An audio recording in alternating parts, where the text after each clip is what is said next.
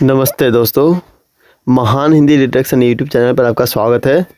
दोस्तों 50 स्पेशल महान स्वतंत्रता सेनानी का डिटेक्शन लिखाऊंगा। अगर आप मेरे चैनल पर नए हैं तो हमारे चैनल को सब्सक्राइब करें, बेल बटन को दबाएं, वीडियो को लाइक करें, फ्रेंड्स को शेयर करें।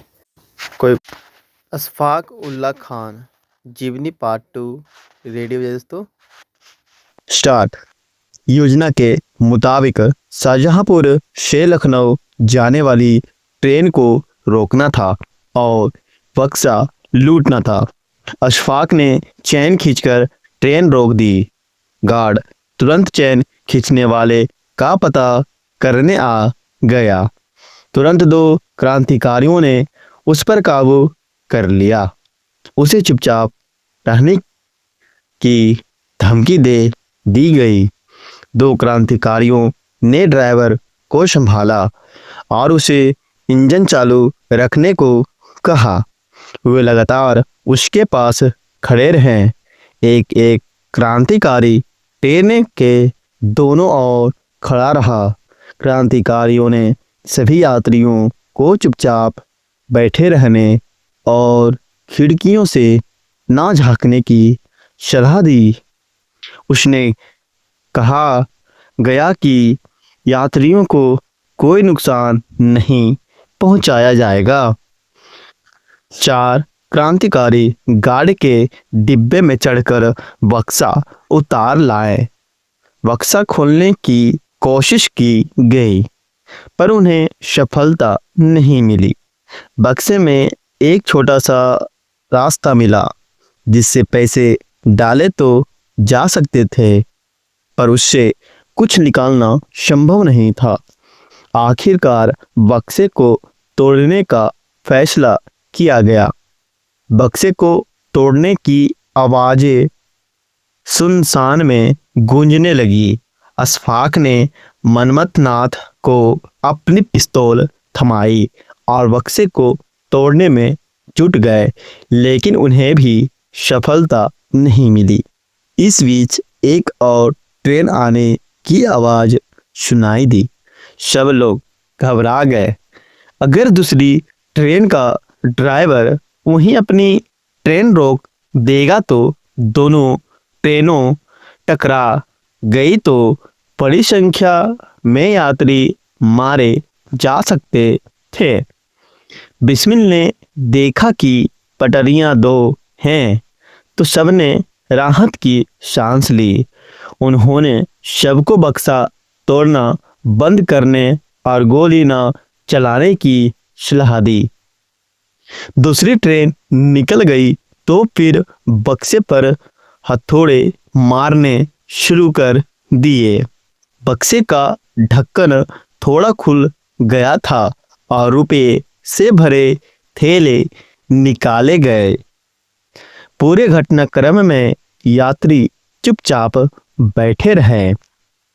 कुछ ब्रिटिश अधिकारी भी थे जो पिस्तौल लिए थे, लेकिन वे चुपचाप बैठे रहे क्योंकि वे समझ रहे थे कि यह डाकुओं का कोई बड़ा गिरोह है। एक नवविवाहित जोड़े ने जब खिड़की से झांकने की कोशिश की तो एक क्रांतिकारी ने उन्हें गोली मार दी। सारा रुपया पैसा थैलों में भरकर क्रांतिकारी भाग निकले। पूरी डकैती सिर्फ 10 लोगों ने की थी। डकैती के एक माह बाद राम प्रसाद को गिरफ्तार कर लिया गया। अशफाक घर से भागकर गन्ने के खेत में छिप गए।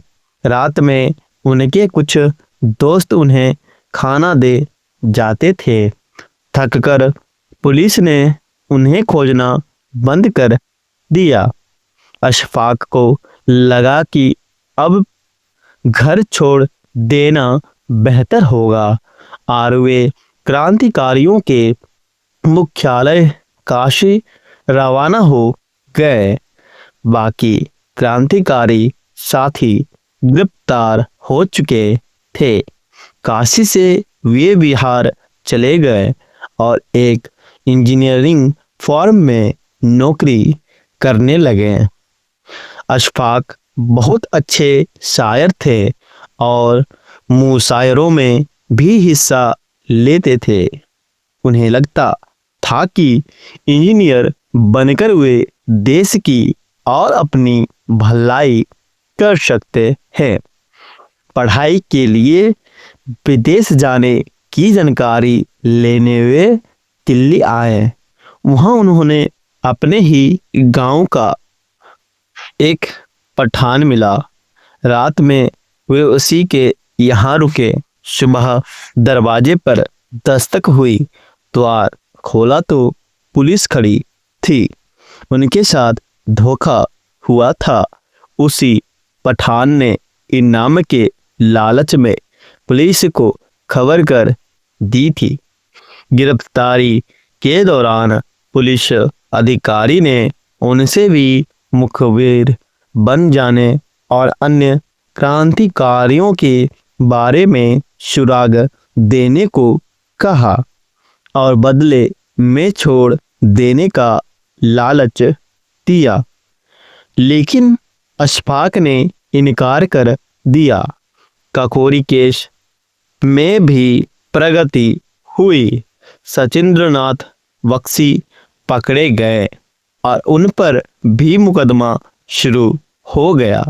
बख्शी और अशफाक दोनों पर एक ही अदालत में मुकदमा चला।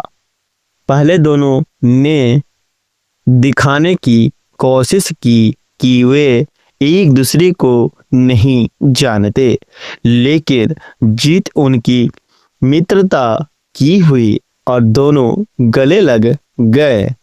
मोतीलाल नेहरू की अगुवाई में वकीलों की एक समिति बनाई गई, लेकिन वे लोग मुकदमा हार गए।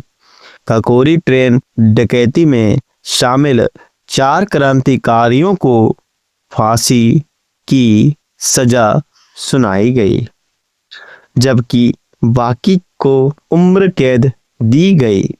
रोशन सिंह, राम प्रसाद बिस्मिल, अशफाक उल्ला खान और राजेंद्र लाहिड़ी को फांसी की सजा सुनाई गई। पूरे देश में विरोध ही की लहर उठ खड़ी हुई। उनकी मौत की सजा को उम्र कैद में बदलने वाले के लिए याचिका दायर की गई, लेकिन उसे स्वीकार नहीं किया गया। जेल में अशफाक बहुत धार्मिक हो गए और उन्होंने दाढ़ी बढ़ा ली। उन्होंने बहुत शायरी भी की। बिस्मिल भी शायर थे। उन्होंने भी जेल में बहुत शायरी की। बिस्मिल ने जेल के अधिकारियों से छिपकर अपनी जीवनी लिखी। इससे उन्होंने अशफाक से मित्रता और अपने क्रांतिकारी जीवन के बारे में विस्तार से लिखा। दोनों की मित्रता की विडंबना भी यह रही कि दोनों को एक ही दिन अलग अलग जेलों में फांसी पर लटकाया गया। अशफाक फांसी के फंदे की ओर जाते समय कुरान को गले में लटकाए थे। उन्हें गर्व था कि वह पहले मुस्लिम थे जो देश के लिए फांसी पर लटकाए जा रहे थे।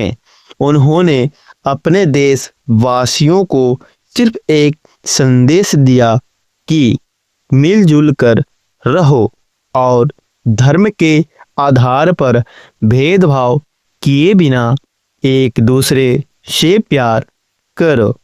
वे चाहते थे कि सब लोग मिलजुल कर भारत की स्वतंत्रता की लड़ाई लड़े। अशफाक उल्ला खान को श्रद्धांजलि देते हुए भारत के पूर्व राष्ट्रपति KR नारायण ने उनकी तुलना भगत सिंह, चंद्रशेखर आजाद, जतींद्रनाथ दास और नेताजी सुभाष चंद्र बोस से की। अशफाक ने ही भगत सिंह और अन्य क्रांतिकारियों को प्रेरणा दी